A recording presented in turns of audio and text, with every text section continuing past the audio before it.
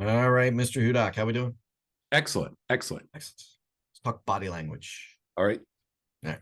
So I think we all have those scenarios where the body language is screaming obvious. Somebody's very uncomfortable. They're shifting a lot in their seats. They're looking at their watch, whatever the case may be. There's obvious body language things that I think everybody will pick up on.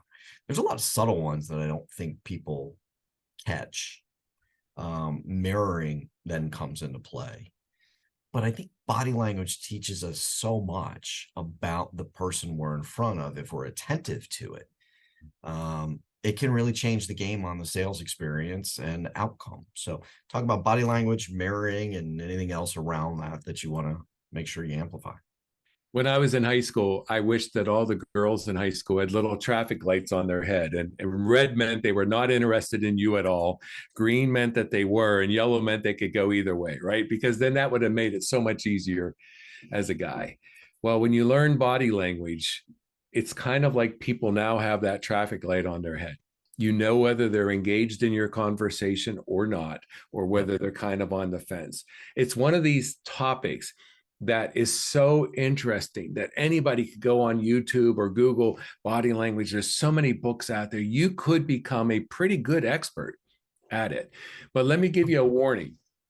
The warning is once you get to know it pretty well, it is almost like you're reading people's minds. And that's not always a good thing. Yeah. So, for example, you could be talking to somebody and their foot is pointed away from you. And it could be that they have a sore knee, but it also could be that they just really aren't into your conversation. And unless you knew that, you would have no idea, right? Yep. So having said that, you're right. There are subtle things that we need to watch out for or watch for. And a lot of that is in the face. They're called micro expressions. They happen in the first tenth of a second and nobody can control them. And so if you tell somebody something and they give you that 1/10 of a second of a grimace, you pick up on it. And then they smile. They're trying to pretend, but you caught it. Yep. Or maybe it's the lifting of the shoulder as they're talking to you, which typically means they don't believe what they are saying. Or maybe it's things like they're nodding their head up and down, yes, as they're telling you no. So it might be like, yeah, your price is really, really. How do I go? It's so hard to like, even do. Yeah, I know. Or the opposite. Yeah, I could see myself doing it. Yep. I'm over exaggerating there. Of course. Or you watch them as they're talking, they pull their legs out underneath from the table and put them underneath their chair. If you see that, that's a warning sign. But having said all of that, John, we have to take it in clusters. Here's what I mean. If I'm talking to you and all of a sudden I cross my arms, it could be that I'm cold. It could be that I'm not interested. And so now you need to ask further questions to try to get a feel for which is it. Or if you see someone cross arms, how do you get them to break that arms so that they're more open to you? Hand them something. Let them hold something because they have to unbreak their arms to do that. Yes. As an example. Last example, you're drinking a cup of coffee. If I'm right-handed and I set the cup of coffee to my left side, I'm constantly moving my arm in front of me to get that cup of coffee. And that's a barrier. So always keep your coffee on the same side that you drink, or that you're right-handed or left-handed.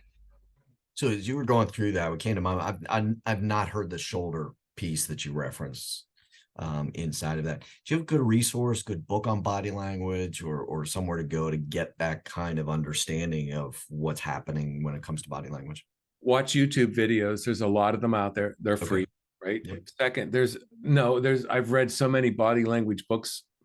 Just pick some that are really of good interest. There's a lot of similarity between them, but the good thing that it does is it starts to get you thinking about it. There we go. And then when you go on a sales call or you're talking to someone and they do something and you're like, I don't know what that means, you can go back and Google it. So I didn't know what it meant for someone to tilt their head as they're talking to you. And then I realized that, well, it could be they have a sore neck, but more than likely it also means they're accepting what you say. So I look for someone tilting their head as I talk to them. Which, by the way, you rarely do. You rarely tilt your head. What's that tell you, Dan? That you don't accept anything that I say. After, I don't know what we're on, like almost 300 of these videos, we finally found common ground, Dan. Thanks, John. Not at all. Love you. All right, everybody. We'll see you again. Take care.